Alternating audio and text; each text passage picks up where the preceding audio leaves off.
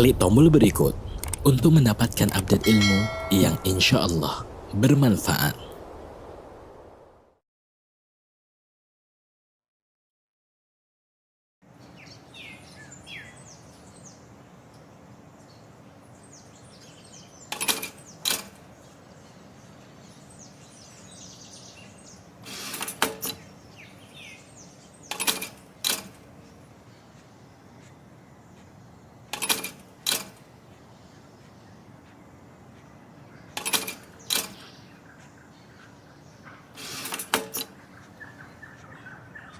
Samase, it's different.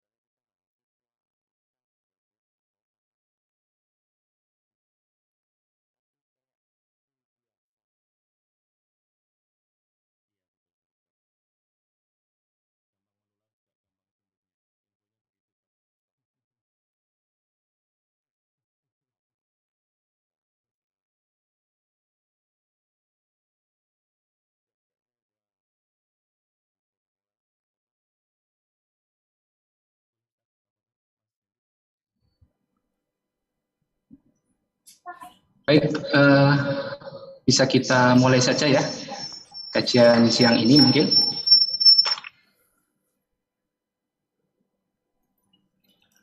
Baik, Bismillahirrahmanirrahim. Assalamualaikum warahmatullahi wabarakatuh. Waalaikumsalam warahmatullahi wabarakatuh. Assalamualaikum warahmatullahi wabarakatuh. Bismillah walhamdulillah wassalatu wassalamu ala rasulillah wa ala alihi wa sahbihi wa mawalah amma ba'd. Alhamdulillah, segala puji hanya milik Allah Subhanahu wa taala yang telah memperkenankan kita bermuwajahah ya, walaupun secara online virtual di siang hari ini. Salawat serta salam semoga senantiasa tetap terlimpahkan kepada baginda junjungan kita Nabi besar Muhammad SAW yang menjadi uswah hasanah bagi kita semua. Saya perkenalkan nama Ana terlebih dahulu ya. Nama saya Zendit, berasal dari instansi PT PLN Persero, Unit Induk Transmisi Jawa Bagian Timur Bali, UPT Probolinggo, yang insya Allah akan menjadi moderator pada siang hari ini, serta saya nanti dibantu Akhi Firman yang akan membaca tilawah pada kajian hari ini, biidznillah, dan juga Akhi Prihandono yang akan memandu tanya jawab dan kuis. Baik, mengawali kegiatan kajian virtual akbar pada siang hari ini, marilah bersama-sama melafalkan basmalah. Bismillahirrahmanirrahim. Tentu kami mengungkapkan rasa syukur ya, ungkapan terima kasih kita sebesar-besarnya dan salam hormat kepada manajemen kami PT PLN Persero. Di sini ada Bapak JM, Tweet JPM, Bapak Didi Fauzi Dahlan beserta jajaran manajemen lainnya yang sudah hadir di antara kita. Mungkin bisa saya sapa dulu ya. Assalamualaikum, selamat siang Pak Didi. Waalaikumsalam Mas Yendi. Terima kasih.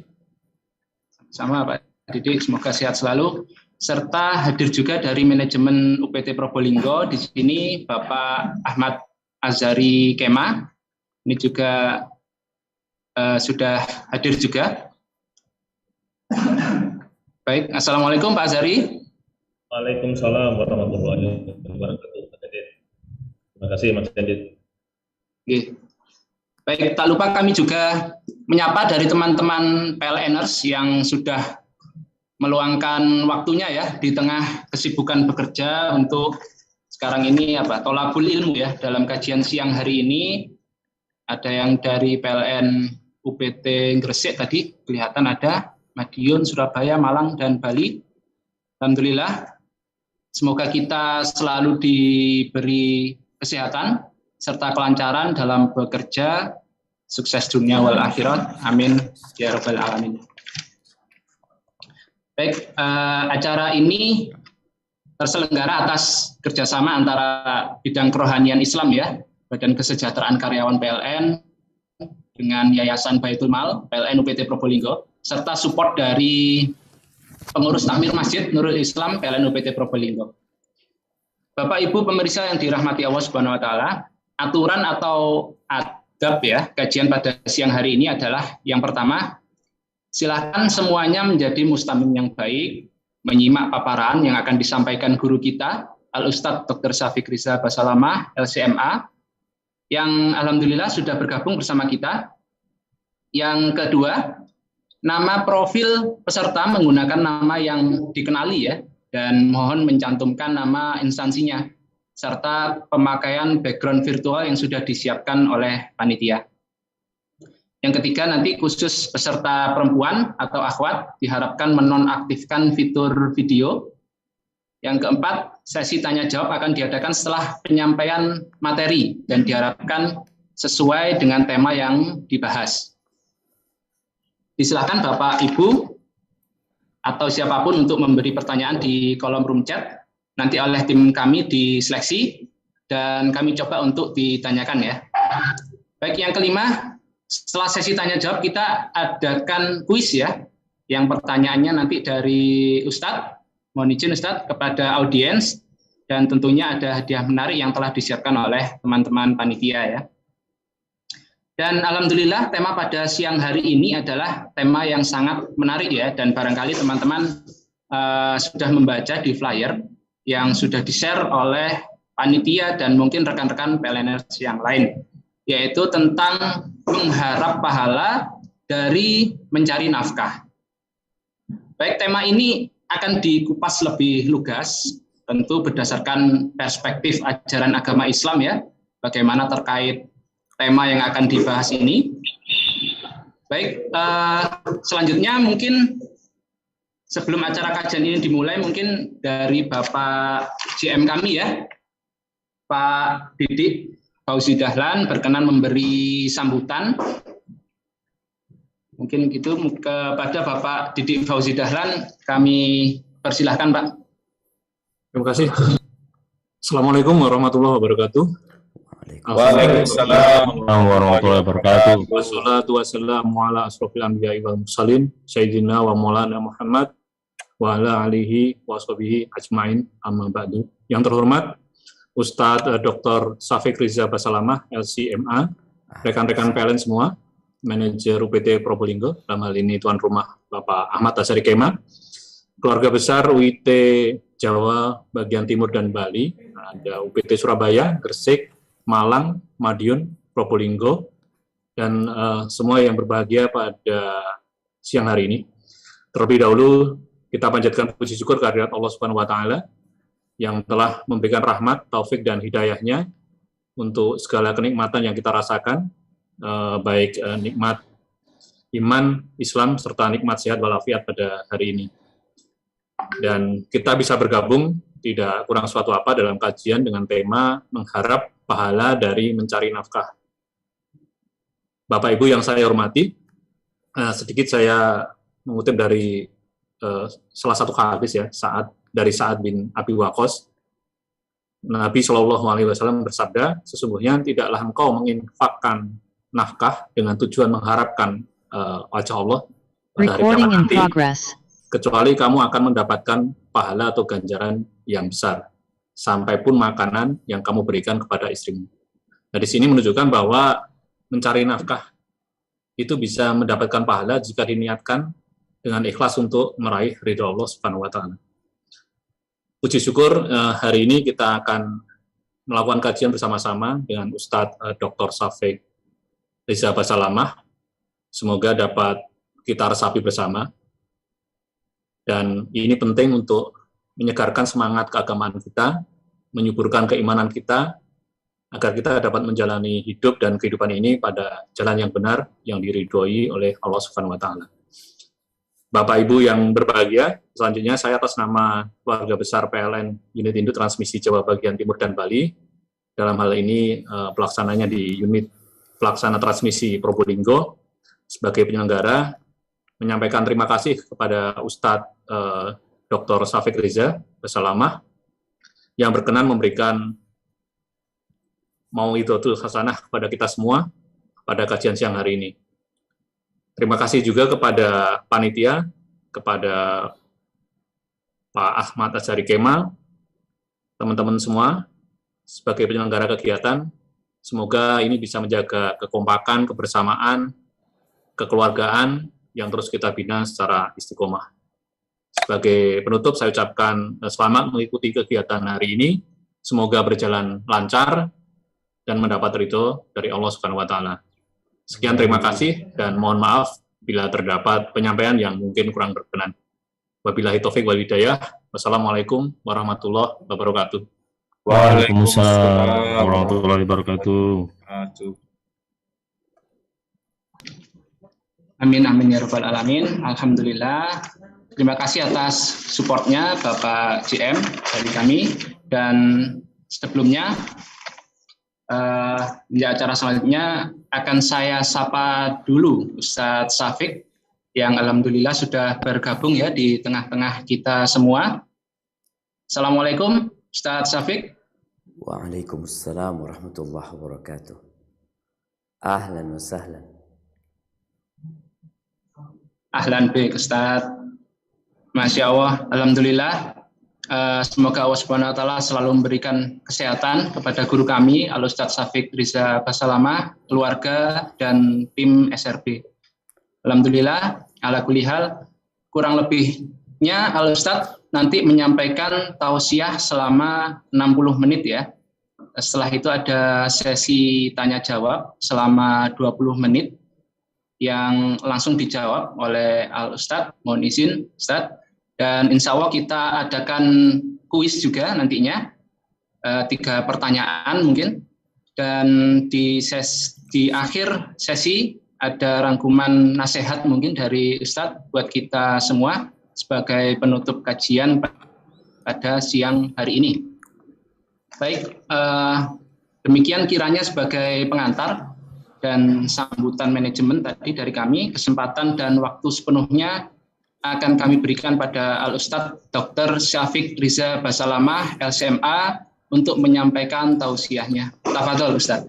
Masya Allah, jazakumullah khairan. Bismillahirrahmanirrahim. Yang saya muliakan Bapak General Manager PLN Unit Induk Transmisi Jawa Bagian Timur dan Bali, Bapak Didi Fauzi Dahlan. Semoga Allah senantiasa menjaga beliau. Dan kepada teman-teman semua yang hadir di sini, saya ucapkan Assalamualaikum warahmatullahi wabarakatuh. Alhamdulillah, alladzi bi ni'matihi tatimmu shalihat. Segala puji bagi Allah Jalla Jalaluh, yang karena nikmatnya kebaikan-kebaikan jadi sempurna. Kajian-kajian seperti ini yang sebelum pandemi mungkin belum pernah diadakan. Tapi sejak Allah memberikan kepada kita COVID-19, ternyata ada banyak hikmah di sana. Ternyata kita bisa belajar tanpa kita harus duduk bersama. Ternyata kita bisa memahami tentang arti kehidupan ini, walaupun kita sedang berada di tempat kerja kita. Dan kehadiran kita pada hari ini pun karena Allah memberikan kemudahan kepada kita. Sehingga semoga Allah menyempurnakan nikmat-Nya dengan mematikan kita di atas agama ini. Allahumma salli wa sallim wa zid wa barik wa an'im ala abdika wa rasulika sayyidina wa maulana Muhammad wa ala alihi wa ashabihi ajma'in. Ya Allah, semoga salawat dan salam, berkah dan nikmat senantiasa Engkau curahkan untuk hamba kekasih-Mu, untuk baginda Nabi kita Muhammad alaihi salatu wassalam yang diutus sebagai rahmatan lil alamin. Beliau diutus melanjutkan perjuangan Nabi Isa alaihi salam untuk menyelamatkan umat manusia, untuk mengingatkan bahwa kita hidup menuju kepada kehidupan yang selanjutnya. Kehidupan ini hanya permulaan yang semoga tatkala seorang memulai hidupnya dengan baik, di kehidupan yang selanjutnya dia bisa lebih baik. Semoga selawat bersambung untuk keluarga beliau, untuk istri-istri beliau, untuk putra-putri beliau, dan untuk seluruh sahabat Nabi. Semoga Allah meridhai kita bersama mereka. Amma ba'd, ahibati fillah, kita semua tidak pernah mengajukan lamaran untuk hidup di muka bumi ini.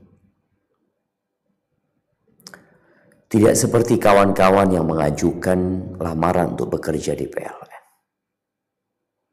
Tapi keberadaan kita di muka bumi ini adalah kehendak Sang Pencipta.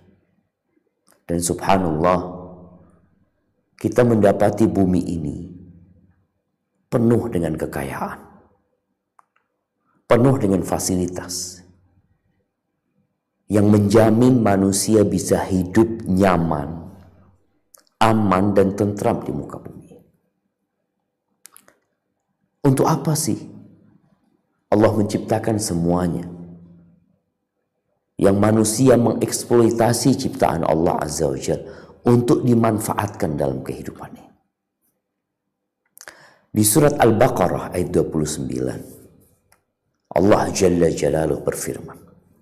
Apa kata Allah? Coba kita baca.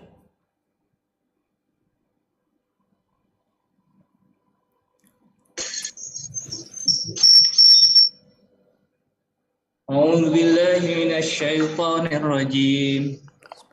Walladzi khalaqa lakum ma fil ardi jami'an tsumma istawa ilas sama' ثم استوى إلى السماء فسواهن سبع سماوات وهو بكل شيء عليم. Artinya, dialah Allah yang menjadikan segala yang ada di bumi untuk kamu dan Dia berkehendak menuju langit. Lalu dijadikannya 7 langit, dan Dia Maha mengetahui segala sesuatu. Barakallahu fikum. Dengan jelas dan tegas Allah menyebutkan bahwa Allah menciptakan segala sesuatu yang di bumi ini, semuanya itu untuk kalian, untuk dimanfaatkan. Dari ayat ini para ulama menyimpulkan bahwa hukum asal dalam urusan dunia ini adalah halal, kecuali ada dalil yang mengharamkan. Nggak perlu kita cari dalil bahwasanya padi itu halal. Apa dalilnya bahwasanya padi itu halal? Apa dalilnya kalau jengkol itu halal? Apa dalilnya kalau ikan wader itu halal? Hukum asalnya semua itu boleh. Allah ciptakan buat kita. Ketika ada yang dilarang, maka Sang Pencipta akan memberikan penjelasan. Kemudian Allah menuju ke langit. Kita tahu bagaimana Allah menciptakan langit ya. Jamaah rahimakumullah. Bumi ini di tengah-tengah galaksi Bima Sakti, bumi ini kecil sekali. Anda kemarin membaca ternyata ditemukan galaksi yang jauh lebih besar, yang berpuluh-puluh kali lipat daripada galaksi Bima Sakti. Allah menjadikan langit itu 7 lapis. Dan subhanallah, kenapa Allah menciptakan kita? Allah sudah jelaskan bahwasanya semua yang di muka bumi ini, emas yang ada di dalam tanah, di gunung, di sungai, batu bara yang digali oleh manusia, perak, timah, apa saja lah, itu diciptakan untuk manusia, untuk menjamin kelangsungan hidup manusia. Ini untuk menjamin kehidupan manusia. Dan alhamdulillah kita merasakan betapa nyamannya hidup kita sekarang dengan adanya listrik. Bahkan ada lagi internet. Bahkan ada lagi kamera yang kita bisa video call. Ada Zoom, semuanya untuk manusia. Yang perlu kita tanyakan, untuk apa kita diciptakan? Semua diciptakan untuk kita, lalu kita diciptakan untuk apa? Manusia yang tidak memahami tujuan dia diciptakan, maka dia akan menjadi manusia yang merusak, yang kurang bermanfaat. Kalau tema kita mengharap pahala dari mengais rizki, ini bermula dari memahami kenapa kita diciptakan. Kenapa engkau bekerja mengharap pahala? Kenapa? Ada apa sih sebenarnya?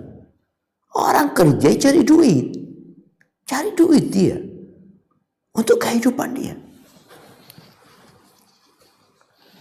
Kita perlu sadar kenapa kita diciptakan. Seorang insan yang ditarik oleh PLN untuk bekerja ke dalam instansi. Kemudian dia nggak tahu kenapa dia ditarik, kenapa dia dipekerjakan. Mungkinkah dia akan bekerja dengan baik?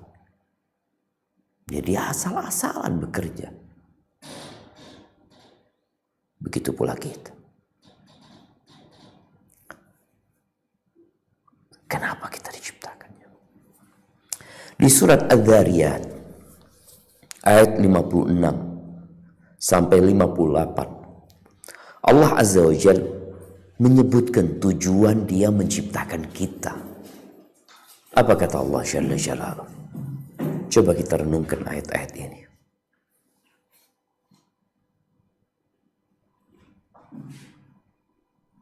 Minasyaitonirrajim.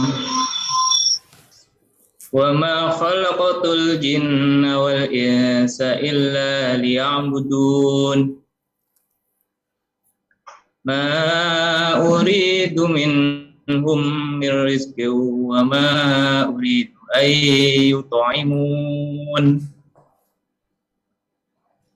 Inna Allah huwar razzaqu dzul quwwatil matin. Yang artinya, dan aku tidak menciptakan jin dan manusia melainkan supaya mereka menyembahku. Aku tidak menghendaki rezeki sedikit pun dari mereka, dan aku tidak menghendaki supaya mereka memberi aku makan. Sesungguhnya Allah dialah yang Maha Pemberi rezeki, yang mempunyai kekuatan lagi sangat kukuh. Barakallahu fikum. Jelas jemaah, Allah menciptakan bangsa jin dan manusia untuk beribadah kepada Allah SWT. Allah tidak perlu kita bekerja untuk memberikan sesajian kepada Allah, untuk kasih makan sama Allah Azza wa Jalla. Enggak, Allah enggak perlu itu. Allah inginkan agar kita mengabdi kepadanya, bukan karena Allah butuh dengan ibadah kita, bukan. Kalau semua orang di muka bumi ini tidak beriman, itu tidak akan mengurangi kekayaan Allah Azza wa Jalla. Tidak seperti kalau kita bekerja di sebuah perusahaan. Kalau kita kerjanya nggak benar, perusahaan itu bisa kolaps. Kalau kita korupsi, kita makan uang perusahaan, ya itu akan membahayakan perusahaan tersebut. Tapi hubungan kita sama Allah Azza wa Jalla, ingat Allah nggak butuh sama kita. Bahkan semua fasilitas yang ada, Dia yang mengadakan buat kita. Dia maha pemberi rizki, Dia maha kuat. Makanya Allah Azza wa Jalla katakan, in takfuru antum wa man fil ardi jami'an fa innallaha ghaniyun hamid. Kalau kalian dengan semua yang ada di muka bumi ini kufur semuanya, sesungguhnya Allah itu maha kaya dan maha terpuji. Kehidupan ini tidak lama. Allah sudah berikan batas. Berapa tahun sih? Kalau seorang bekerja di BUMN, entah umur berapa dia pensiun, 56 atau lebih dikit, udah berhenti kerja. Kenapa sih diberhentikan? Karena dalam pandangan manusia udah kurang produktif. Mungkin salah satu alasannya. Ya udah digantikan dengan generasi muda yang lebih semangat, yang lebih aktif, dan bisa memberikan manfaat lebih besar buat perusahaan tersebut. Terus kemana yang pensiun? Ya udah siap-siap mati. Ada COVID, nggak ada COVID, kita bakal mati. Selesai urusan kita dalam kehidupan ini. Allah sediakan bagi kita surga buat yang beramal soleh, dan neraka buat yang menyimpang dari tujuan hidup. Tapi semua kembali kepada kita. Engkau mau yang mana? Kalau bicara, kita kan tetap harus bekerja. Kalau bicara, kita harus beribadah kepada Allah Azza wa Jalla. Tapi kan kita perlu ongkos, biaya. Anak kita sekolah, kita perlu kendaraan. Ketika seorang berangkat kerja, jangan berangkat kerja, berangkat beribadah. Ya, kadang-kadang dia naik motor. Kalau berangkat haji dia pakai pesawat, kan perlu biaya. Iya. Oleh karena itu, inilah yang menjadi tema kita hari ini. Bahwa ternyata seorang muslim seharusnya menjadikan semua hidup dia itu bernilai pahala. Sampai dia bekerja mencari dunia, bernilai pahala.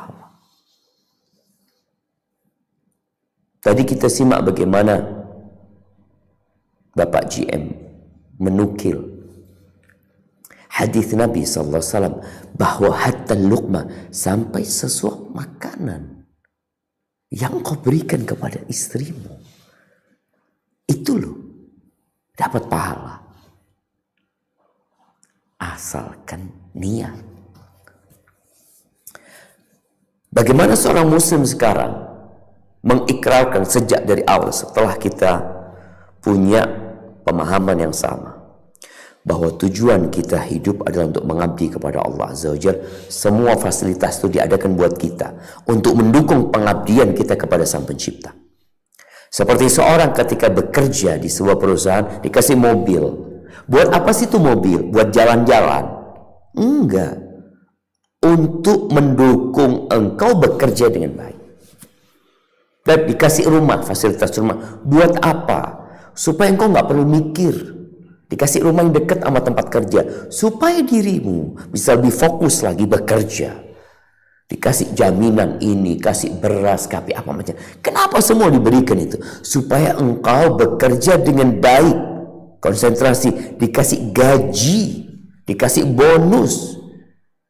Semua itu diberikan dalam rangka agar engkau fokus beribadah kepada Allah Azza wa Jalla. Maka bagaimana seorang muslim menjadikan Inna salati wa nusuki wa mahyaya wa mamati lillahi rabbil alamin. Hidupku semua, matiku untuk Allah Azza wa Jalla. Jadi ibadah itu bukan hanya bicara sholat gitu. Bukan hanya bicara menyembelih hewan kurban buat Allah Azza wa Jalla. Di surat Al-Qasas ya, kita tahu ada sosok manusia yang menjadi ikon buruk tentang orang kaya yang congkak dengan kekayaan. Qarun. Iya. Yang kalau orang menemukan harta terpendam, mereka menamakannya harta Qarun. Qarun kemana? Habis ceritanya Qarun. Dengan rumah dan hartanya dia ditelan oleh bumi. Sebelum kejadian, Qarun itu dibenamkan di bumi. Qarun ini disuruh berbuat baik. Apa kata Allah kepada dia? Nah, silakan dibaca di surat Al-Qasas ayat 77. أعوذ بالله من الشيطان الرجيم وابتغ فيما آتاك الله الدار الآخرة ولا تنس نصيبك من الدنيا وأحسن كما أحسن الله إليك ولا تبغي الفساد في الأرض إن الله يحب المفسدين. Inna Allah la yuhibbul mufsidin.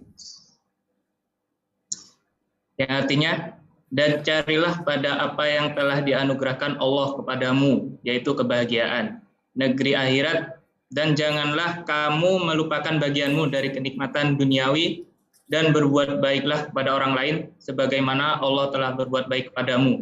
Dan janganlah kamu berbuat kerusakan di muka bumi. Sesungguhnya Allah tidak menyukai orang yang berbuat kerusakan. Ya, kita lihat nih bagaimana Allah memberikan arahan kepada setiap insan sebenarnya. Walaupun pada awalnya ditujukan kepada Qarun. Allah katakan, carilah dengan apa yang Allah berikan kepadamu. Allah kasih harta, Allah kasih nikmat, Allah kasih jabatan, Allah kasih kedudukan. Untuk apa? Untuk cari akhirat. Ini kita bicara pahala. Yang pahala itu nggak kelihatan ya, bentuknya sekarang di dunia. Berbeda dengan seorang yang bekerja, tiap akhir bulan akan ada uang dengan jumlah tertentu yang masuk ke rekening dia. Atau seorang kerja harian, bagaimana dia di pagi hari, kuli bangunan, sore hari, dia dapat duit itu. Tapi Allah katakan, dengan apa yang Allah berikan kepadamu, cari akhirat. Apa saja caranya engkau? Pokoknya pemberian Allah kepadamu, tolong digunakan untuk mencari akhirat. Yang pahalanya, engkau akan dapatkan di dunia dan di akhirat nanti. Tentunya pahala di dunia tidak seperti di akhirat. Tapi kata Allah, wala tansa nasibaka minad dunya. Jangan engkau melupakan bagianmu dari dunia ini. Kita masih hidup di dunia. Engkau perlu makan, perlu minum, perlu pakaian, perlu rumah, perlu menikah. Engkau tolong perhatikan itu. Jadi seorang muslim itu harus profesional dan proporsional ketika dia bekerja. Tapi yang jelas, dia perlu jadikan tujuan dia akhirat. Dunia ya tadi hanya sekedarnya untuk bekal. Kita perlu bekal. Jangan kau lupakan. Dan jangan membuat kerusakan di muka bumi ini. Jangan. Dengan berbuat dosa engkau. Jaga bumi ini. Karena orang-orang yang menyebabkan terjadi bencana di muka bumi ini, kerusakan di muka bumi itu, karena perbuatan manusia, dosa-dosa yang mereka lakukan. Allah nggak suka. Kemudian Allah sebutkan, wa ahsin kama ahsanallahu ilaik. Berbuat baiklah engkau kepada hamba-hamba Allah, kepada makhluk-makhluk Allah, sebagaimana Allah berbuat baik kepada. Tapi apa kata Qarun? Qarun mengatakan, innama utituhu ala ilmin indi. Aku bisa seperti ini karena ilmu yang aku miliki. Jadi sombong, jadi congkak. Karena usahaku, karena kerja kerasku, enggak, itu karena Allah yang kasih. Kalau bicara usaha, kalau bicara kerja, banyak yang lebih pintar dari engkau, banyak yang lebih keras kerjanya daripada dirimu, tapi rezekinya mungkin lebih dikit. Akhirnya cerita Qarun selesai. Kekayaannya yang berlimpah ruah habis, jemaah. Kita pun akan meninggalkan dunia ini. Bagaimana caranya supaya kita dalam mengais rezeki ini dapat pahala? Ada beberapa langkah. Yang pertama, hendaklah kerjaan kita itu adalah pekerjaan yang halal dalam pandangan syariat, dalam pandangan agama. Kenapa kok ukurannya syariat?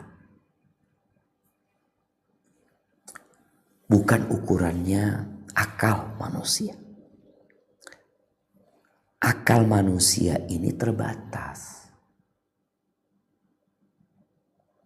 Kenapa Allah turunkan wahyu untuk menyempurnakan akal manusia? Pekerjaan-pekerjaan yang dilarang sama agama tinggalkan. Walaupun mungkin secara akal menguntungkan. Kenapa? Karena kau nggak akan dapat pahala gitu loh. Kalau pekerjaan yang kau kerjaan sudah haram, loh haram menurut apa? Ini loh yang kita bicarakan. Haram menurut agama. Qala Allah, qala Rasul. Kalau bicara agama ini wahyu, bukan hasil pemikiran manusia. Seorang yang bekerja riba, kadang-kala kita lihat di masyarakat ada seorang yang istilah kampungan itu manakno duwe. Karena ini buat Jawa Timur dan sekitar. Manakno duwe itu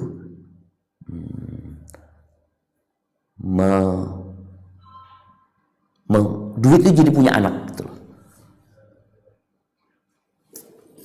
Yang bahasanya rentenir orang-orang itu.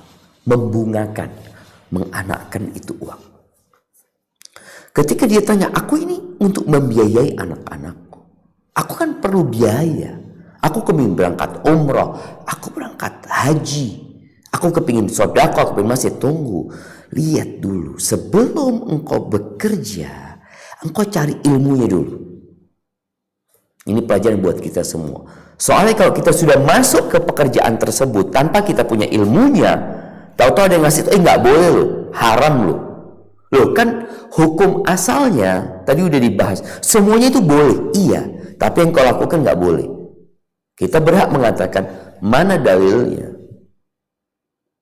mana penjelasan Allah atau Rasulnya bahwa yang aku lakukan nggak boleh.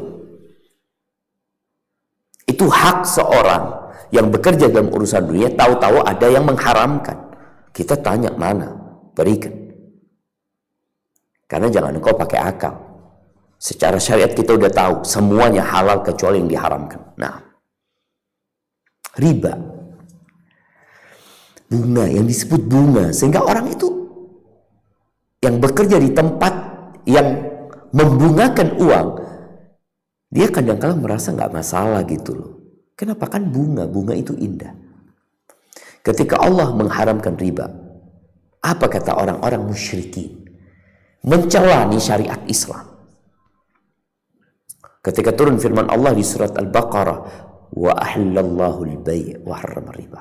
Allah menghalalkan jual beli dan mengharamkan riba. Mereka ngomong apa? Innamal bay'u mithlu riba. Jual beli itu sama dengan riba. Mereka pakai akalnya, mereka katakan jual beli sama dengan riba. Sama-sama mencari rizki. Kenapa diharamkan? Aku punya uang 1 juta, aku belikan gelas. Aku jual gelasnya 1.100.000, aku dapat untung 100. Boleh? Oh boleh, halal. Terus aku punya uang 1 juta, aku pinjamkan ke seseorang, dia bayar 1.100.000. Kan sama aja. Ini akal. Tapi Allah katakan Allah halalkan jual beli, Allah haramkan riba. Tapi sebagian manusia nggak mau terima. Sebagian orang bekerja di tempat-tempat yang di situ dijual khamr.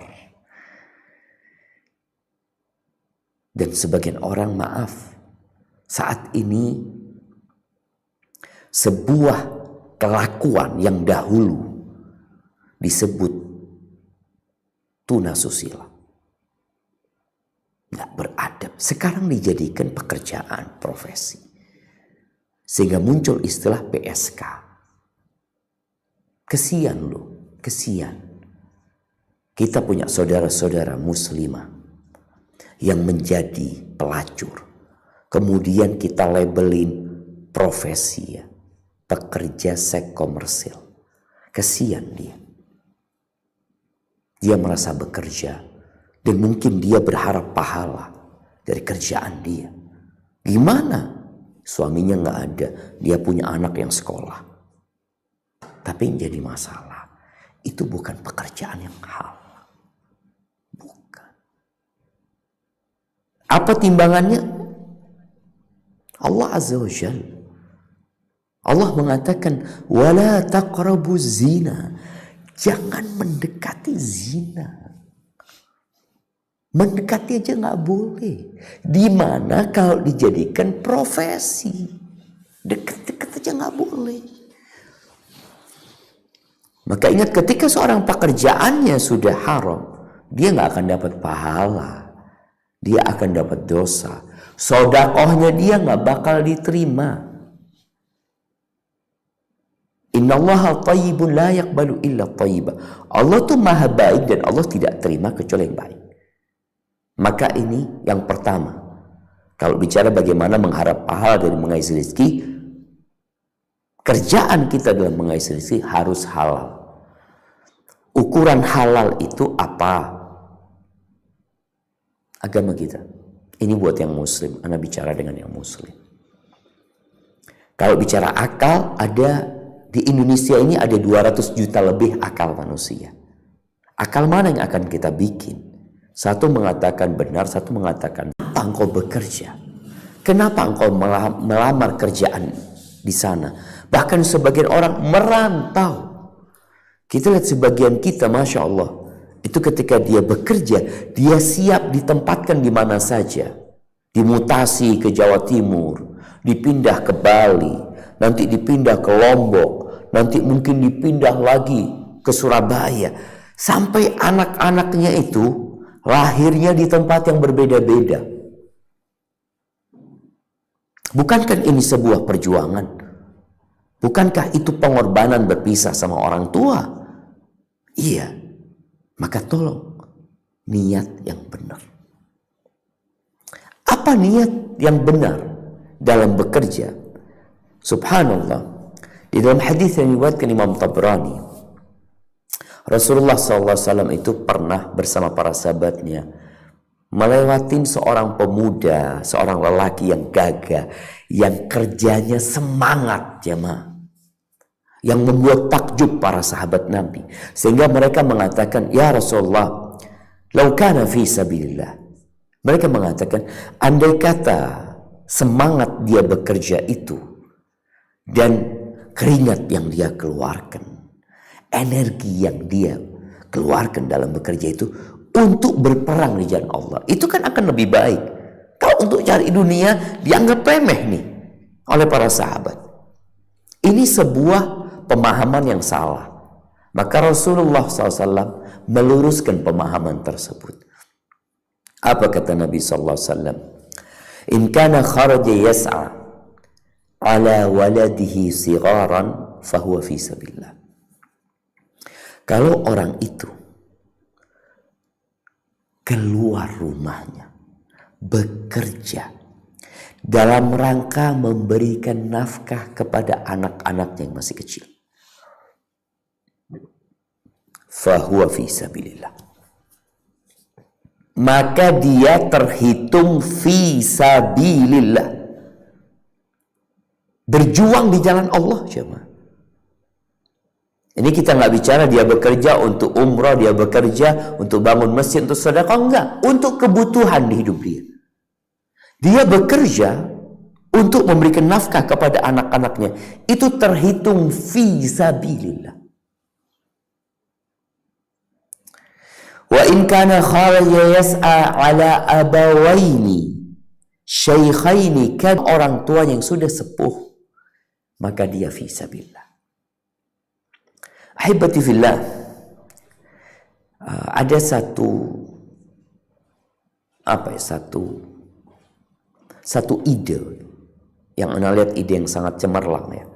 Seringkali ketika orang bekerja itu, di dalam gaji itu ada tunjangan anak dan istri.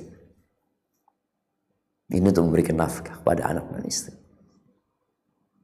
Tapi hampir tidak ada dalam unsur gaji itu tunjangan buat orang tua.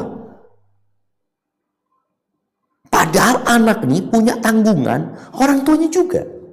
Mungkin perlu dipikirkan bersama. Setiap orang yang mempekerjakan anak buah, itu ada tunjangan orang tua. Ini kalau kita bicara fisabilillah. Ini niat yang kedua. Memberikan nafkah kepada kedua orang tuanya. Maka dia di jalan Allah lu jihad fisabilillah. Yang ketiga, wa in kana yas'a wa in kana kharaja yas'a. Wa in kana kharaja yas'a ala nafsihi, jaga kehormatan dirinya agar dia tidak menjadi benalu di masyarakat. Mungkin kebutuhan nikah dia, kebutuhan hidup dia, pasti dia bekerja untuk memenuhi kehidupan dirinya. Apa kata Nabi SAW? Fahuwa fi sabilillah, dia pun di jalan Allah. Ini yang ingin dapat pahala dalam mengais rezeki, tolong niatmu 1, 2, 3. Apalagi kalau jelas niatnya untuk kebaikannya, ini yang untuk kebutuhan dia. Tapi ada satu niat yang kalau engkau meniatkan yang seperti ini, sengsara hidup kita. Apa kata Nabi SAW yang keempat? Wa in kana kharaja yas'a riya'an wa mufakharatan fahuwa fi sabili syaitan. Kalau dia keluar rumahnya bekerja, merantau, riya'an wa mufakharatan, dalam rangka pamer dengan hasil kerjanya, pamer dengan jabatannya, dan untuk berbangga-banggaan, ini loh hasil kerjaku, ini loh mobilku, ini loh motorku, ini handphoneku, ini jamku, ini pakaianku. Tujuannya riyaan. Ini sudah gaya hidup. Kalau 1, 2, 3 kebutuhan hidup. Tapi kalau tujuanmu bekerja untuk gaya hidup, riyaan mufakharatan, nggak dapat pahala. Bahkan engkau di jalannya syaitan. Maka kita perlu bermuhasabah. Yang bekerja 10 tahun. Atau yang baru bekerja 1 tahun, 2 tahun. Untuk apa sih engkau bekerja? Untuk kebutuhan hidup atau untuk gaya hidup? Tapi kalau hanya untuk riya'an wa mufakharatan, ya ketahuilah engkau sedang berada di jalan syaitan. Tapi yang ketiga, agar engkau mendapatkan pahala dalam bekerja, sempurnakan pekerjaan. Islam itu anti kemalasan. Sempurnakan pekerjaan. Jadi bukan hanya ibadah yang sempurna, bekerja pun kita perlu totalitas. Ketika Allah ceritakan dalam Al-Quran Karim, siapa sih orang yang paling pantas dipekerjakan? Inna khaira man ista'jarta al-qawi al-amin. Orang yang pantas dijadikan pekerja, itu punya 2 karakter, 2 sifat, kuat dan amanah. Kalau bicara kuat, dia adalah orang yang berintegritas ya. Ya, amanah itu orang yang amanah dan kuat dalam pekerjaan. Jadi dia punya kredibilitas dan berintegritas ketika bekerja. Itu kalau ingin dapat pahala. Makanya kata Nabi SAW, Innallaha katabal ihsan ala kulli syai'. Allah itu telah mewajibkan untuk berbuat baik, untuk melakukan yang terbaik dalam segala sesuatu. Bahkan Nabi memberikan arahan ketika kita menyembelih, menghilangkan ruh dari binatang, itu perlu dengan cara yang terbaik sehingga kita dapat pahala gitu loh. Orang yang nyembelih ayam, yang motong sapi, ketika kau sempurnakan, kau dapat pahala.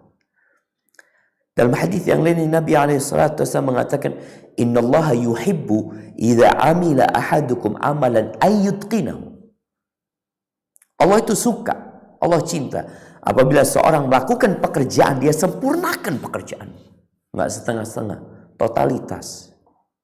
Dalam urusan dunia pun. Tapi tadi udah halal, niatnya benar. Kerja dunia nggak ada cerita waktu bekerja main game ya. Kalau ada atasannya baru semangat bekerja. Enggak. Seorang mukmin ketika bekerja mencari rezeki pun dia tahu Allah senantiasa mengawasi dia. Kemudian yang keempat, dia harus menjalankan aturan-aturan Allah dalam pekerjaannya. Jadi sebelum aturan perusahaan, aturan Allah engkau jalankan. Jangan melakukan kezaliman, jangan berkhianat, jangan menipu, jangan menunda-nunda memberikan gaji. Sampai Nabi SAW mengatakan, A'tul ajira ajrahu qabla an yajifa araqu.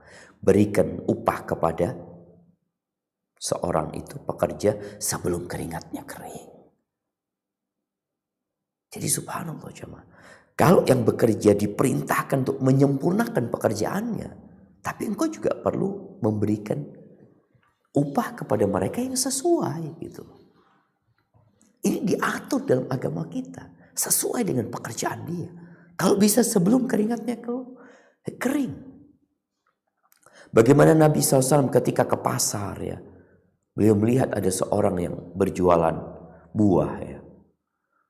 Atasnya bagus, Nabi memasukkan tangannya ke dalam. Nabi sidak pasar.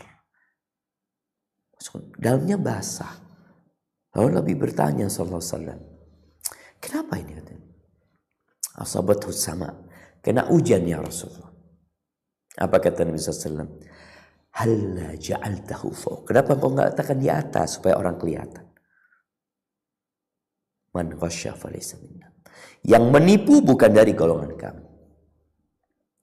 Kita kesian melihat pedagang-pedagang jamaah yang mereka insya Allah niat bekerja mudah-mudah untuk memberikan nafkah, tapi ternyata mereka tidak mengikuti aturan agama. Buah atasnya bagus, bawahnya kecil-kecil ya. Ketika dia masukkan buah yang besar-besar, nanti yang kecil dia masuki. Atau kadang-kadang ada yang mengurangi timbangan.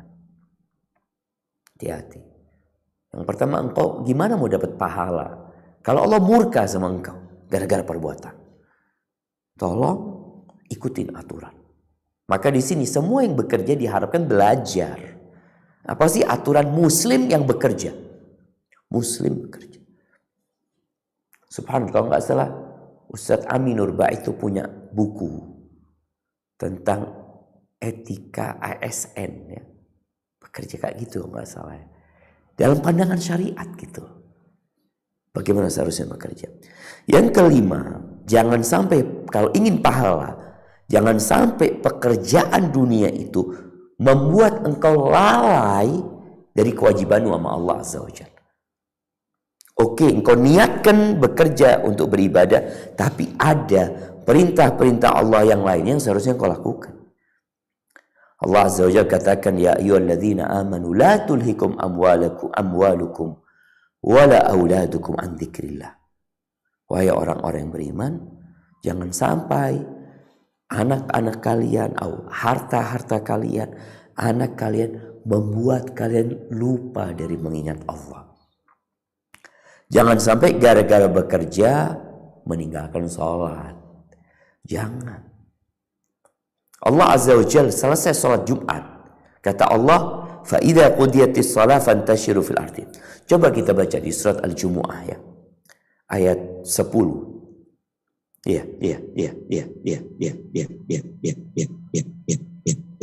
Silakan dibaca.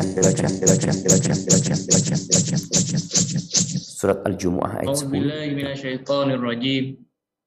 فَإِذَا قُضِيَتِ الصَّلَاةُ فَانْتَشِرُوا فِي الْأَرْضِ وَابْتَغُوا مِنْ فَضْلِ اللَّهِ وَاذْكُرُوا اللَّهَ كَثِيرًا لَعَلَّكُمْ تُفْلِحُونَ.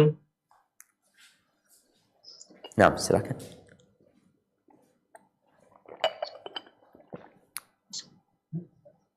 Yang artinya apabila telah ditunaikan salat, maka bertebaranlah kamu di muka bumi, dan carilah karunia Allah, dan ingatlah Allah sebanyak-banyak supaya kamu beruntung. Dilanjutkan ayat satunya, yang 11. Wa idza ra'au tijaratan aw lahwan faddu Ya, bacanya ilaiha. Bacanya itu aulah wanim Wa idza faddu ra'au ilaiha. tijaratan aw lahwan faddu ilaiha Nah, wa afwan. tarakuka qa'ima. Nah, Qul ma lahwan indallahi khairum minal lahwi wa minat tijarati wallahu khairur raziqin. Dan apabila mereka melihat perniagaan atau permainan, mereka bubar untuk menuju kepadanya, dan mereka tinggalkan kamu sedang berdiri berkhutbah. Katakanlah, apa yang di sisi Allah adalah lebih baik daripada permainan dan perniagaan, dan Allah sebaik-baik pemberi rezeki. Nah, ingat, silahkan cari rezeki. Selesai sholat cari rezeki, tapi jangan lalai dari perintah Allah Azza wa Jalla. Terus mengingat Allah Azza wa Jalla. Naik kendaraannya baca doa, ya. Di tempat kerjanya terus mengingat Allah Azza wa Jalla dengan bertasbih, beristighfar, ya. Kemudian yang keenam, seperti yang barusan disebutkan, Allah sebaik-baiknya yang memberikan rizki. Jangan sampai kita merasa pemberi rizki itu tempat kerja kita. Sehingga ketika di PHK, ketika masuk masa pensiun, kebingungan, gimana? Engkau harus yakin bahwasanya 20 tahun engkau berkhidmat di PLN umpamanya, 30 tahun engkau bekerja di PLN, yang kasih rizki itu Allah loh. Yakin. Dan ketika engkau pensiun atau engkau di PHK, siapa yang memberikan rizki? Ya tetap Allah yang kasih rizki. Semua itu cuma sebab. Makanya kita dapat lihat masa pandemi ini ada ribuan, puluhan ribu, ratusan ribu orang kehilangan pekerjaan tapi tidak kehilangan rizki. Mereka kehilangan pekerjaan tapi tidak kehilangan rizki. Siapa yang kehilangan rizkinya? Yang mati. Walaupun masih tersisa rumah, mobil, harta, dia habis rizkinya, sudah selesai. Putus rizki dia. Tapi orang-orang yang kehilangan pekerjaan, dia tidak kehilangan rezeki. Ini harus ada dalam diri kita. Supaya kita tidak bergantung dengan pekerjaan kita. Karena sebagian stres ketika dia diberhentikan. Ingat Allah yang memberikan rezeki. Kemudian yang ketujuh, hendaklah dia menyadari bahwa dari hasil yang dia dapatkan dari bekerja itu ada kewajiban di sana. Ada zakat ya, yang harus dia tunaikan, membantu orang lain, menolong orang lain. Itu harus dia sadari. Jangan berpikir hanya untuk dimakan saja. Kemudian yang terakhir, kalau ingin dapat pahala dari kerjaan dia, hendaklah dia menggunakan setelah dia dari tadi awal niat ya, yang akhir dia gunakan harta yang dia dapatkan dalam perkara-perkara yang dibolehkan oleh agama. yang dibolehkan. Apalagi kalau dia gunakan untuk yang ketaatan ya. Dia gunakan untuk yang dia bolehkan. Jangan sampai dia menggunakan harta itu dalam kemaksiatan. Karena gimana engkau akan mendapatkan pahala? Kalau ternyata dari awal engkau sudah niatkan kalau dapat nanti untuk digunakan dalam kemaksiatan. Dan ahibati fillah sebagai penutup ya. Sebelum masuk ke sesi tanya jawab. Yang halal itu banyak. Banyak yang halal itu. Tapi biasanya yang dilarang itu menarik manusia. Sehingga manusia ini penasaran. Padahal sejatinya nggak ada apa-apa di sana. Allah mengharamkan sesuatu bukan karena Allah bakhil. Tapi Allah mengharamkan beberapa pekerjaan, beberapa perbuatan. Karena Allah sayang sama kita. Karena Allah sayang sama kita. Dan Allah menyuruh kita melakukan perbuatan, amal soleh. Itu bukan karena Allah butuh sama kita, enggak. Tapi karena di situ ada maslahat buat kita. Maka hendaklah kita senantiasa berbaik sangka sama Allah SWT. Dan mungkin itu yang bisa Anda sampaikan. Kita masuk ke sesi tanya jawab. Anda kembalikan ke moderator. Barakallahu fikum. Masya Allah. Alhamdulillahirabbil alamin. Jazakallahu khair Ustaz. Luar biasa kajian yang telah disampaikan. Oke, luar biasa kajian yang telah disampaikan terkait dengan tema kita pada siang hari ini. Baik, selanjutnya saya langsung menyilahkan pada Akhi Prihandono ya untuk membantu saya dalam membantu tanya jawab dan kuis ini. Ya, dipersilakan Akhi Prihandono.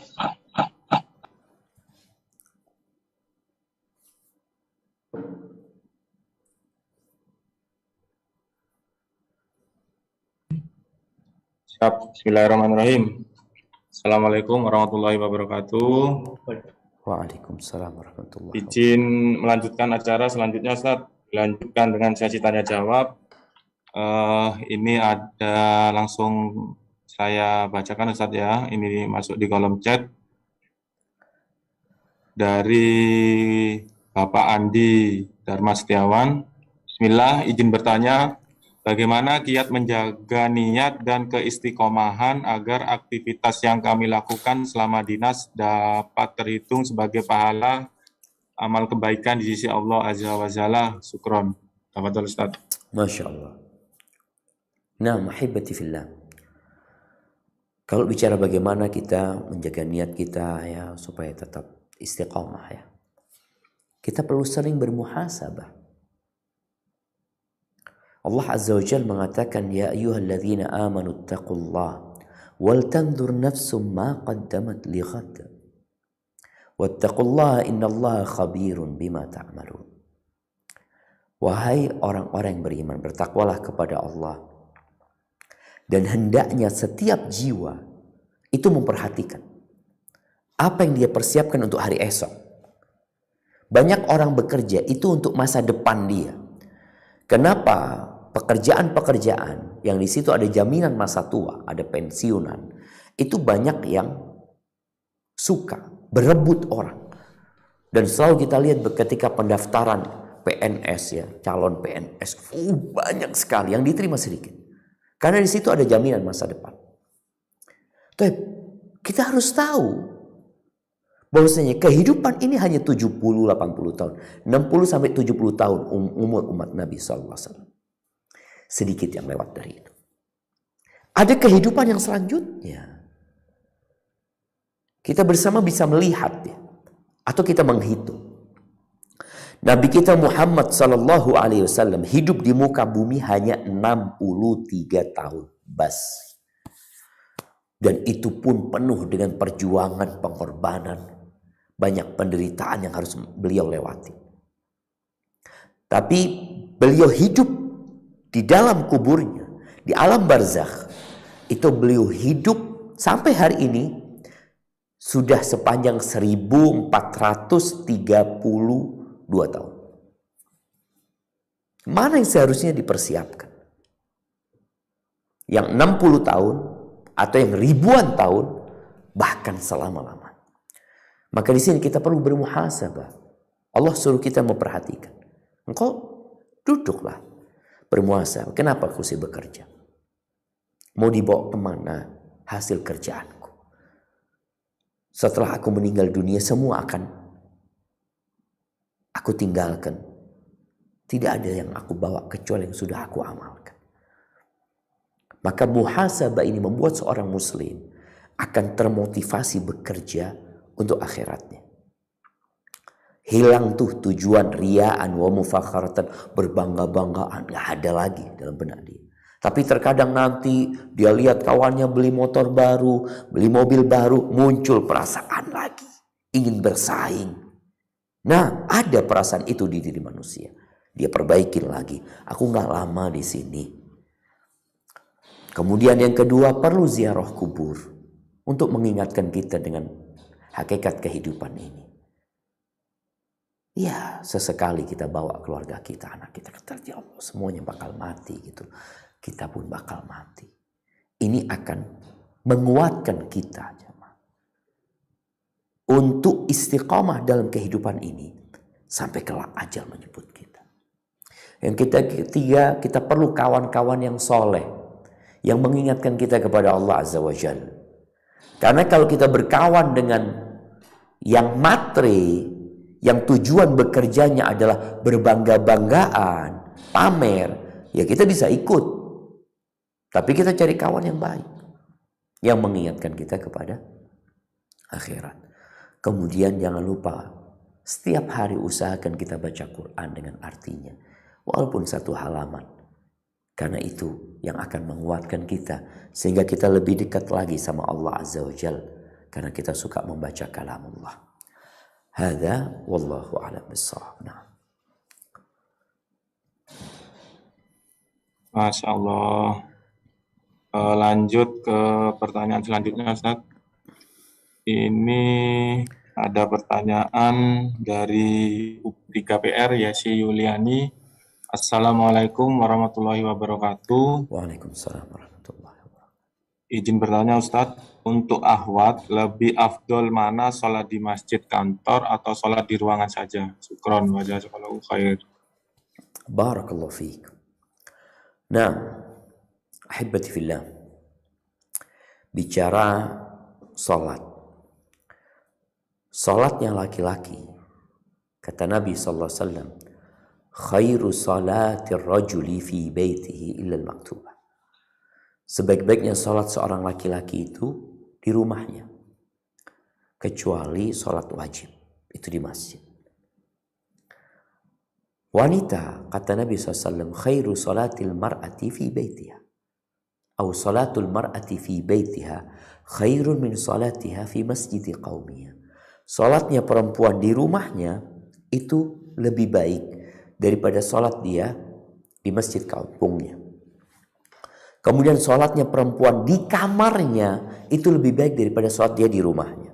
Artinya, salatnya perempuan semakin tersembunyi itu semakin mulia. Sekarang tinggal dilihat, salat dia di musola, kantor ya, di masjid tempat dia kerja, atau di tempat dia kerja. Kalau di tempat kerja banyak orang yang lihat juga, ya sama aja gitu. Mungkin di masjid lebih tertutup dia di sana. Tapi kalau enggak, Ustaz, Anda punya ruangan tersendiri yang sepi, nggak ada orang yang lihat, maka intinya semakin dia tertutup, semakin mulia dia sholat di sana. Barakallahu fikna. Siap, anak lanjut.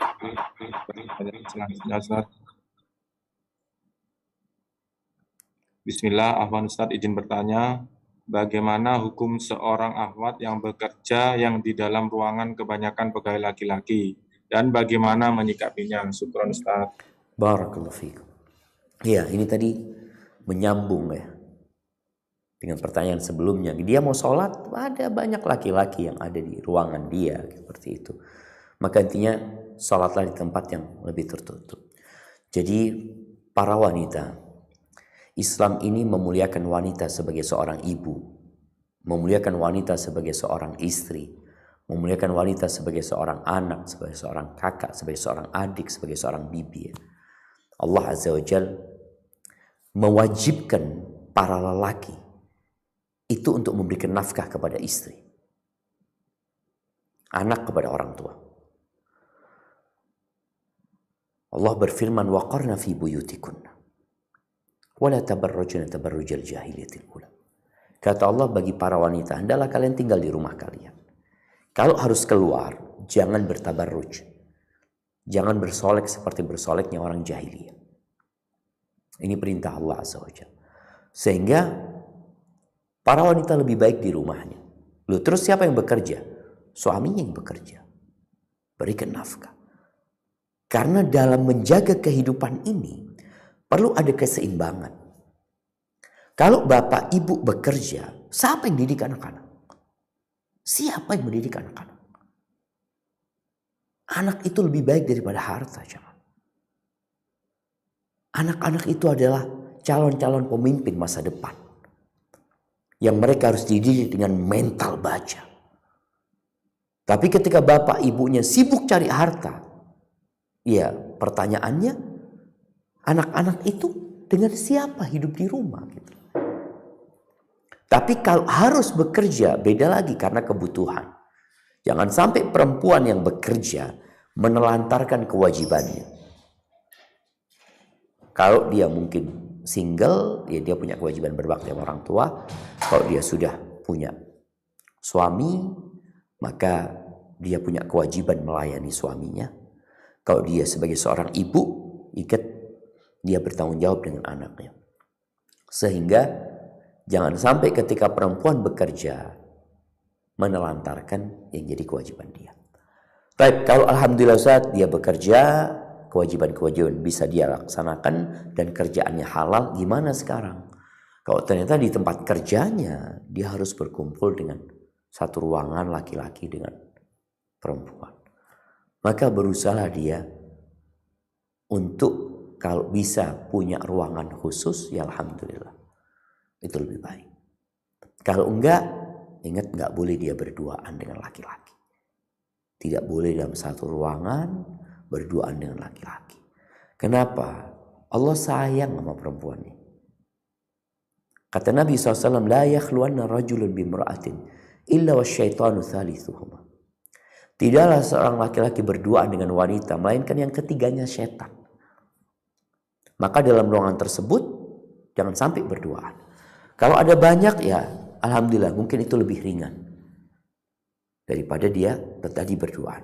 Tapi usahakan dia fokus dengan pekerjaan. Dia tidak menghadap kepada tadi, dia tidak bersolek seperti bersoleknya orang jahiliyah. Dia berpakaian semestinya seorang muslimah. Kemudian dia fokus dalam kerjaannya.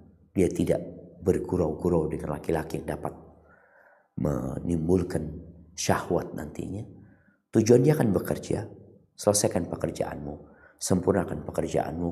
Mungkin orang-orang akan mengatakan, ya kurang gaul ini, gak ada urusan. Karena engkau datang ke tempat itu untuk bekerja.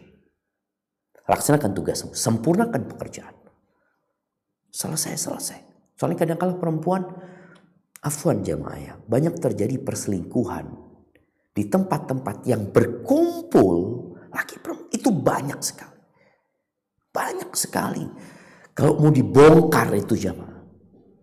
Kenapa? Karena setan hadir di sana. Gitu. Maka perlu jaga diri sekedarnya. Kadang-kala gurau macam-macam waktu makan. Makanlah ketika waktu makan. Kau makan bersama perempuan-perempuan. Dan harapan Anda memang kita lebih menghargai para wanita. Sehingga mereka dikasih tempat khusus ya. Mereka menyelesaikan pekerjaan mereka.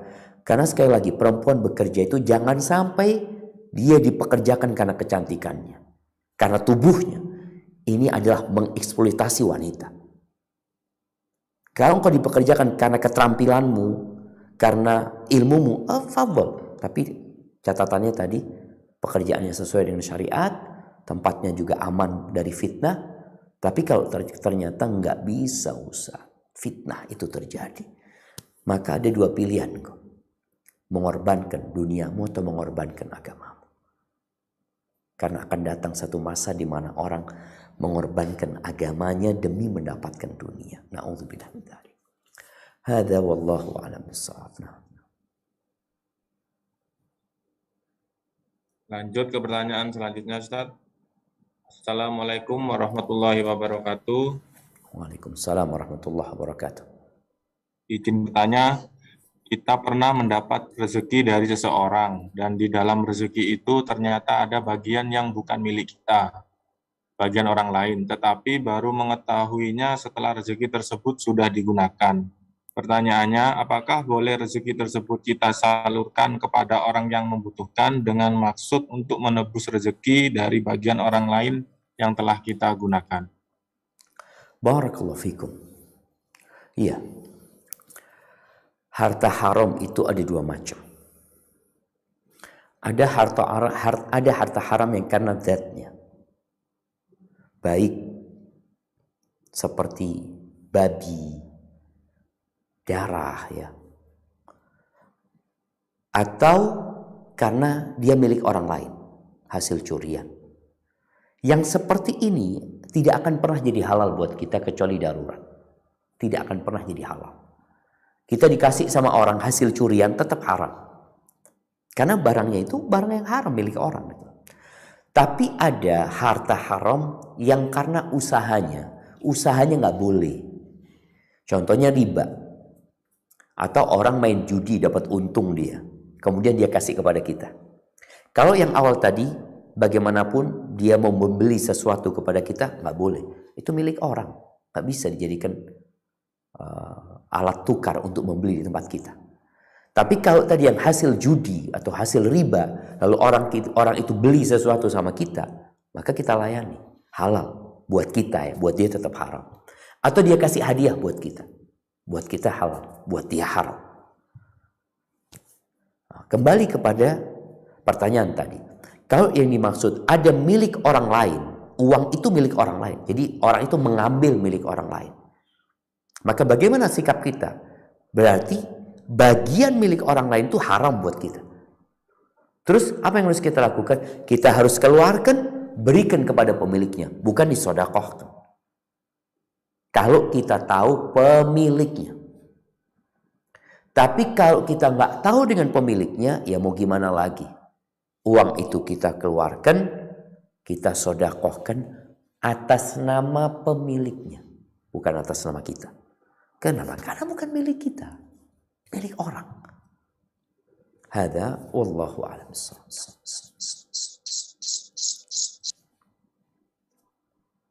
Lanjut ke pertanyaan selanjutnya, Ustaz. Bismillahirrahmanirrahim. Bagaimana hukum sholat lambat, Ustaz? Karena kita masih dalam bekerja. Contohnya kita masih mungkin di atas tower, Ustaz, atau di tengah sawah, Ustaz. Masya Allah. Barakallahu fikum. Ya, salah satu keistimewaan umat Nabi Muhammad SAW. Allah menjadikan bumi ini tempat sholat.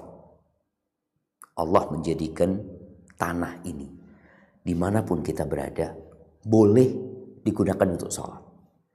Kalau sebelumnya umat-umat yang terdahulu, mereka harus sholat di tempat ibadah. Di tempat yang dikhususkan buat ibadah. Kalau kita enggak. Jadi kalau bicara ada teman yang tadi ada dua. Ada satu sedang di atas tower. Baik. Dia ada dua kemungkinan. Kalau dia di atas sana, turunnya itu kan butuh waktu yang banyak. Kalau sampai turun keluar waktu sholat, maka dia sholat di sana. Jangan sampai keluar waktu sholat. Dia sholat sesuai dengan kemampuan dia. Tapi kalau umpamanya mungkin Ustadz zuhur sama asar, artinya dia naiknya itu jam 11 sebelum masuk zuhur. Tapi mungkin turunnya Ustadz baru jam 4. Ustadz. Ya sudah dari awal diniatkan jamak. Jadi niatkan jamak sholat zuhur sama asar. Nggak boleh dikosor ya. Nanti ketika turun dijamak sholat zuhur sama asar. Kalau tadi yang di sawah, kenapa harus telat sholatnya? Ya udah sholat di sawah situ. Masjid jauh mau cari tempat, ya udah sholat di sana. Jadi Islam ini agama yang mudah. Jangan sampai kita menunda sholat sampai keluar waktunya gara-gara mencari masjid. Jadi Allah menjadikan bumi ini semua tempat sholat. Silahkan engkau sholat tadi yang di sawah, yang di tower ketika turun engkau sholat. Kalau memang waktunya tidak memungkinkan engkau jamak, niatkan jamak. Tapi kalau nggak memungkinkan ya udah engkau sholat di sana, engkau menghadap kiblat. Gimana ruku dan sujudnya sesuai dengan kemampuanmu. Seperti orang yang sholat sedang di atas pesawat ya, yang memang dia nggak mungkin turun. Adapun kalau turun butuh waktu yang panjang ya. Tapi sekali lagi hendaklah kita bertakwa kepada Allah semaksimal mungkin yang kita mampu. Jangan sampai keluar waktu sholatnya. Kalau menunda tapi tidak sampai keluar waktu karena nunggu turun Ustaz, ya gak apa-apa. Turun karena memang kondisi ya, bukan sesuatu yang diinginkan. Insya Allah, Allah tahu dengan alasan kita kenapa kita menunda waktu sholat. Tapi jangan sampai keluar dari yang sudah ditetapkan. Hadza wallahu a'lam bissawab. Alhamdulillahirabbil alamin. Acara kami lanjut untuk kuis Ustaz nggih. Siap. Minta tolong 3 pertanyaan Ustaz, nanti yang bisa menjawab bisa resen dulu ya. Nanti akan kami pilih untuk menjawab pertanyaan dari Ustaz. Masya Allah, barakallahu fiik. Taib, ahibati fillah. Pertanyaan yang pertama.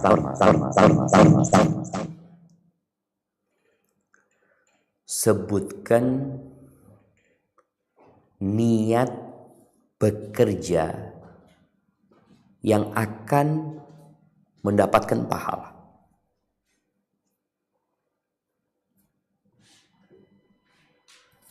Tadi kita sebutkan 3 dalam hadis Nabi SAW.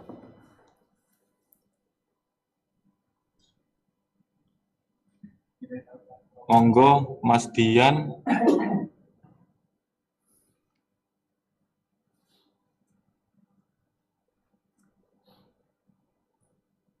Mas Dian.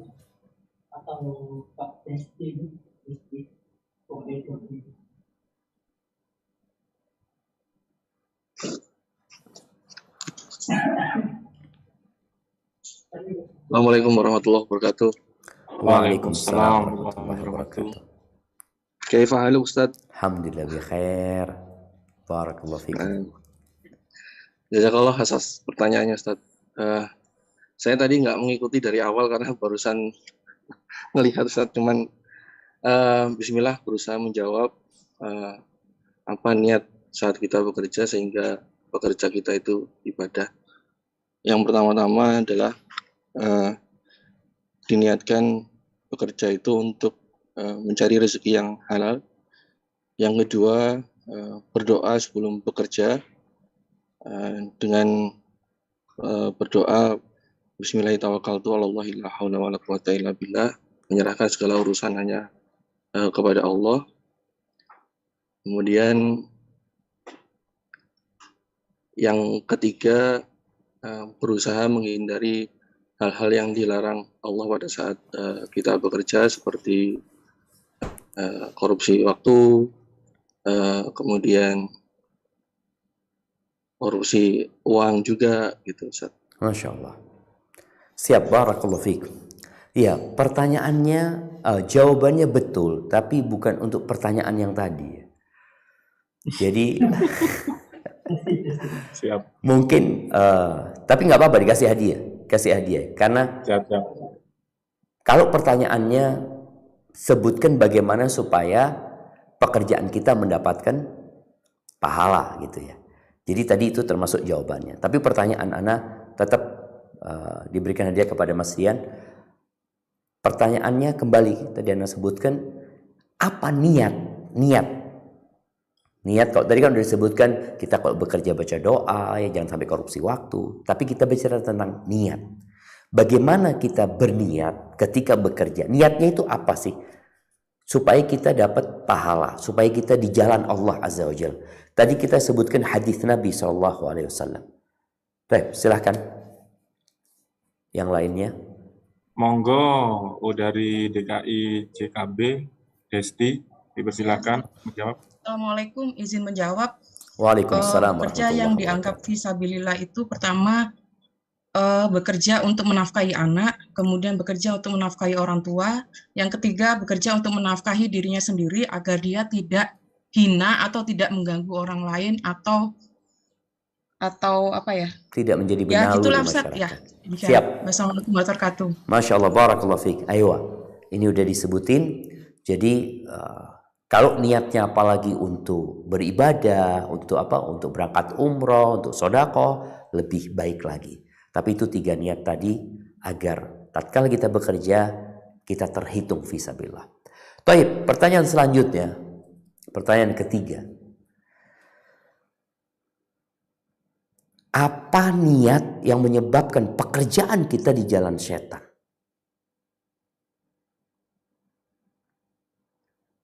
Nah, Dari UID JBM, Mas Nandi, monggo Mas. Barakallahu fiik. Jadi untuk Assalamualaikum Ustaz, untuk Waalaikumsalam. yang niatnya di jalan setan itu apabila kita bekerja dengan niat untuk riya, Ustaz. Untuk riya dan berbangga-banggaan ya. Nah, siap. Barakallahu fikum. Jadi kalau niatnya untuk pamer, ya, untuk berbangga-banggaan, dan ini banyak. Kita lihat banyak orang bekerja hanya untuk gaya hidup saja. Dia nggak mau tersaingi dengan orang lain. Sebagian orang harus merantau ke luar negeri karena tetangganya udah punya rumah, udah ini dan itu. Maka tolong dijaga niat kita agar kita tetap mendapatkan pahala. Barakallahu fikum. Tayyib. Udah selesai 3 pertanyaan. Waktu Ustaz ya. Boleh 2 pertanyaan lagi Ustaz. Tayyib. Pertanyaan selanjutnya jamaah. Apa pekerjaan Nabi SAW? Sebutkan 2 pekerjaan Nabi SAW sebelum diutus jadi Nabi.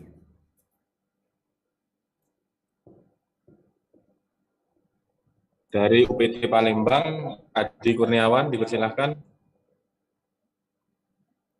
Bismillah, izin tanya Ustaz, izin jawab. Nah, tafadhal. Pekerjaannya pedagang dan pengembala Ustaz. Masya Allah, barakallahu fikum. Iya, kenapa anak ingin mengingatkan hal ini? Kita lihat proses seorang bekerja. Nabi awal bekerja, beliau ikut orang jadi pegawai. Beliau dapat upah. Kemudian ketika beliau berdagang pun mulai jadi pengusaha nih. Walaupun gak punya modal, bawa modalnya orang, tapi sudah mulai jadi pengusaha. Jadi seorang muslim tuh ya kalau bisa berkembang ketika dia bekerja. Ketika dulu dia jadi pegawai, bagaimana dia kemudian berusaha untuk menjadi pengusaha. Baik. Pertanyaan yang terakhir. Apa doa naik kendaraan? Karena Anda lihat yang bekerja ini pada naik kendaraan ya, kebanyakannya. Sedangkan Allah Azza wa Jal nyuruh kita selesai sholat bertebaranlah di muka bumi ini dan ingat Allah Azza wa Jal. Di antara bentuk mengingat Allah adalah setiap kita naik kendaraan, kita baca doa naik kendaraan. Apa doa naik kendaraan?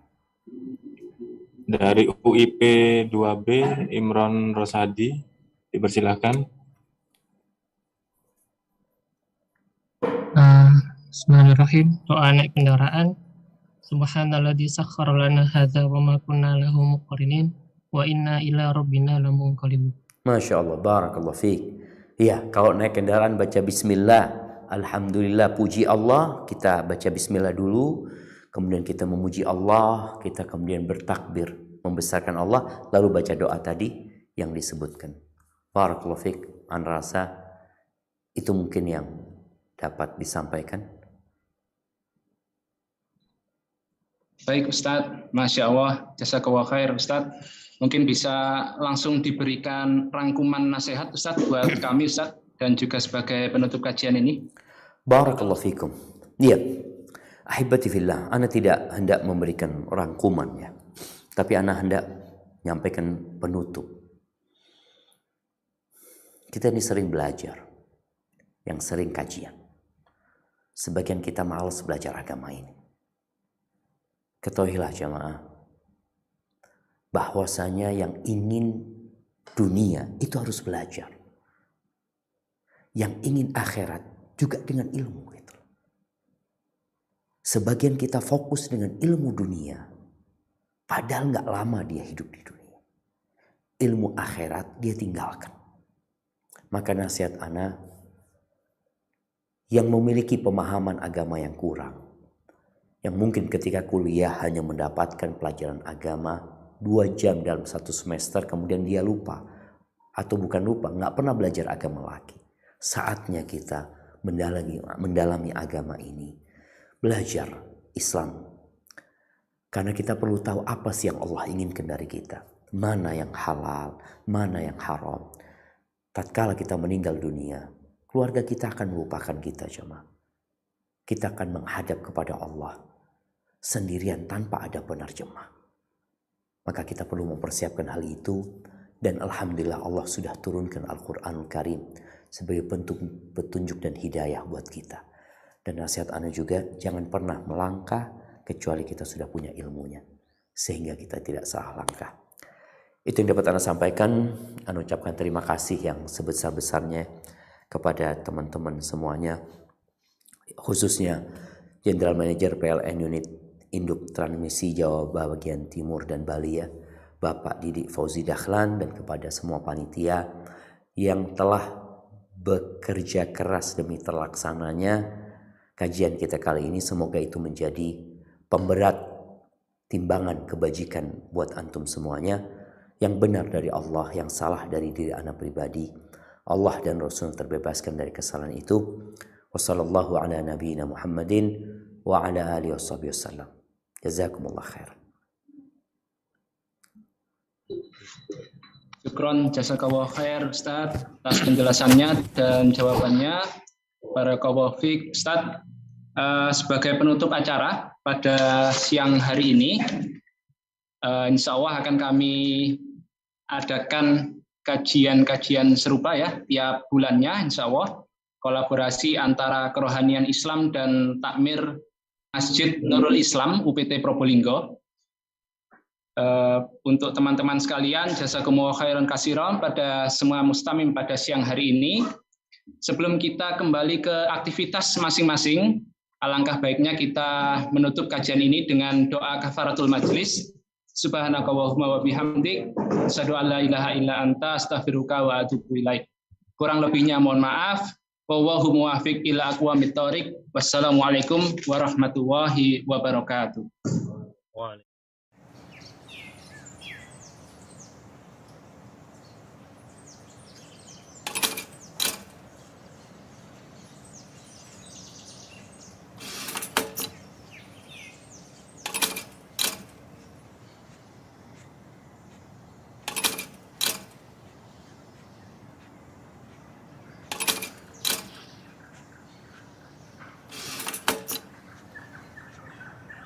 Samase, it's different. Klik tombol berikut untuk mendapatkan update ilmu yang insya Allah bermanfaat.